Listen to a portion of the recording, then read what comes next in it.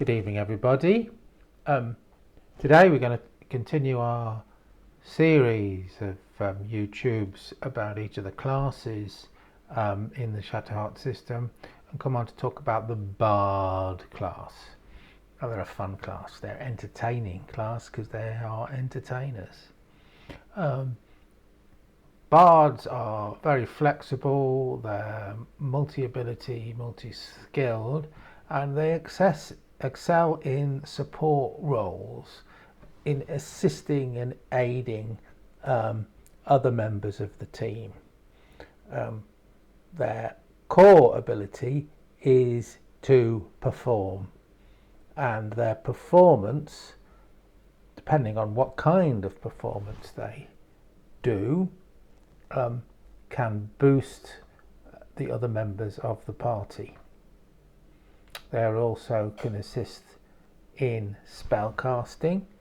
They have their own spell genre, which is harmonic magic, which is very flexible and can do to some extent healing or attack or particularly support magic, defensive magic as well. They're also multi-skilled. They are not so much experts, but have considerable general knowledge in lore, and the phrase is often used and is used in the game for a specific ability is called Jack of all trades. They can also do combat, though not as effectively as some other classes. They can hold their own, in other words.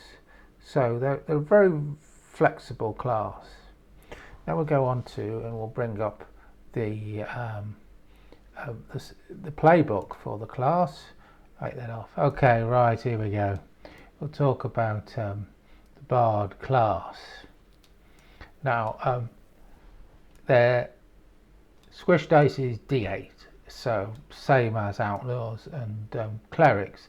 So they have fair amount of hit dice, more than wizards, but less than fighters.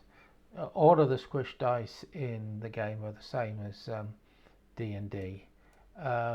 We recommend that the main ability you use is Riz, which is the ability used by the harmonic magic spell genre, although you can choose whatever you like if you want a specialized build. The basic skills known, which are also, whenever you know a basic skill, automatically it becomes a class skill, and so it will automatically level up our persuasion, streetwise, esoterica, and romance of seduction, all at trained level, and there are other skills that you can learn. They also gain one knowledge skill and one language skill automatically on top of the skills they know from the languages they know from their backstory. This is known as the linguist ability. It gives them a boost. They also have a specialist language called Silbo. Silbo is a real language you find in the Canary Islands, which is a whistling language. So bards use their whistling language to communicate over long distances, such as from one mountain top to another, perhaps in coordinating a large military force and so on. The military might hire bards in order to support them and also to act as communications spies and couriers and so on. Now, in their backstory, whenever you're creating a bard, you create its artistic profession. Now, there's a huge range of artistic professions that bards can have. It's not just minstrels, it's not just playing a lute.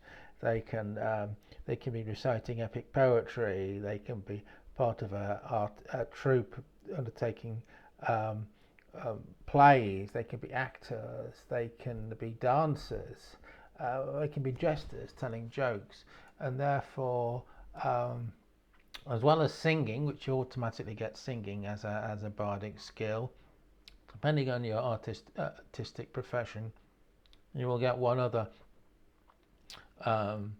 artistic profession skill, such as love songs and poetry, or music or dance, epic poetry and rhetoric, and so on.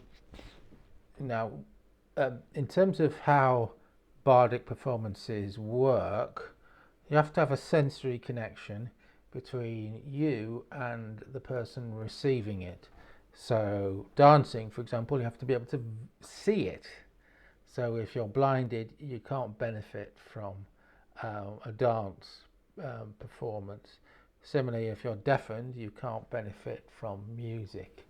Um, if you're singing or telling jokes or reciting literature, the party that's in receipt, positive or negative, of the bardic performance, which is a form of magic, have to know the same language that you're doing the performance in.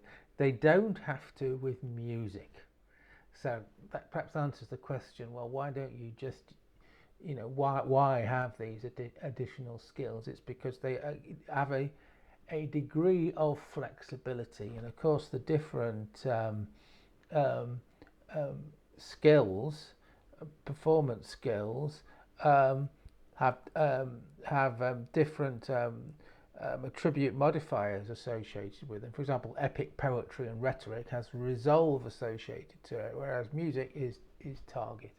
So you can't just rely solely on Riz as your attribute. Same with all the classes. You need to think about what balance we have between Riz and Geek and Beef if you're fighting, and so on.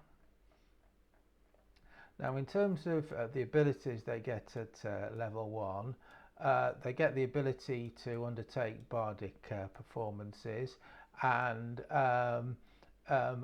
they also have two particular types of performances that they can perform outside combat during breaks. One is soothing notes. Soothing notes is it aids healing, and lullaby gains temporary squish points following a sleep rest. So that can really add up. At level 1, bards will have 2 battle marches.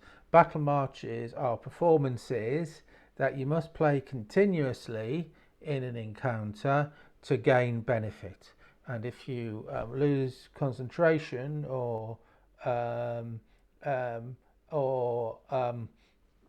a critical hit, the performance ends and you need to start it again. Now, the 2 you gain at the first level are spur gallantry, that makes you resistant to fear attacks, and also acts as a boost to your TS, and that boost goes up as you go in level, as you can see here, and also the escalation dice. You don't benefit yourself from spur gallantry, but everyone else of your team does. And the other is March of the Resolute Adventurers, which is to gain positive squish points. Now, it is possible, you can only do 1 bardic performance at one time, but there is an ability which allows you to do 2, level 5 or above, 1 person band, which you can consider in certain builds. But the main thing you can do is that you can do other actions. Now, the thing about battle march is they're only 1 action point. So you can still move and do 1 other action at the same time. So you can still be, for example, singing and firing a bow. 2 actions, that's 3 actions. Or you can be dancing and fighting. 1 action point, move or disengage, another action point, 3 action points. Now, the key is, though, it has to be physically possible if you do either of those things. So, for example, if you are if you're playing a lute, that involves both hands, so you can't do combat. But if you're singing, you can. but you get the additional benefits often of music, in that you can. There's no point singing to an ooze. They won't understand a damn thing you're saying, but you can still do a bardic performance with music. So I think this is an additional nuance we have to the bard class in Shatterheart. A bit more realism, a bit more variety in performance, and some of the real nuances you have. Now you gain 2 at level 1, and thereafter you gain 1 every 1 and 2, and then every even level thereafter. And there's real trade-offs. Do you do spur gallantry? Spur gallantry is aided by the escalation dice and other powerful buffs you get. For example, at level 2 emboldening march, a bonus to TS rolls is your proficiency bonus plus 1. Now that might be higher, probably is in the first few rounds of combat, but the escalation dice might make spur gallantry higher still. So this is it's a real important trade-off you have. We might switch. I won't go through all of the battle marches. Some of these at particular high levels are quite powerful. Like any class, you get abilities as you level up, and you learn spells. You learn spells in the harmonic magic genre, and at higher levels you can also learn magic from the prestidigitation magic genre. They're the only class apart from outlaws that can use prestidigitation magic, trickery magic.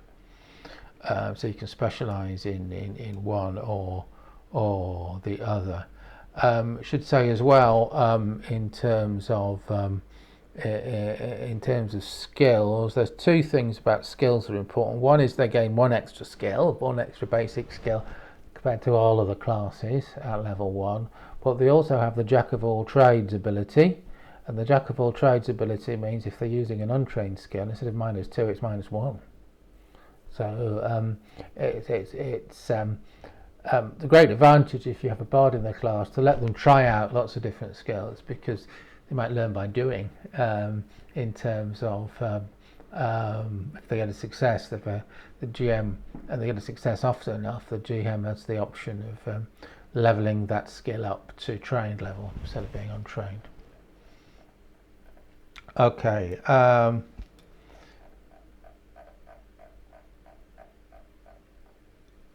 So in terms of combat actions, again similar combat actions to outlaws, but they don't have some of the nasty and deadly abilities that outlaws have, such as execute and gut and backstab, stealth attack, and so on. But they do have a fair number of combat actions, including some reactions. In terms of abilities gained from leveling, they get these at level 3 and odd numbers thereafter, and these include things like mesmerize, or kind of an area effect healing melody skill, and so on. And at higher levels, these can be incredibly powerful, such as legendary performance at level 19. Can turn a battle. Okay, that's about it really for bards. Bards are a fun class. We haven't gone through the bard spell book, but perhaps that's another video. Thank you very much, and see you again tomorrow.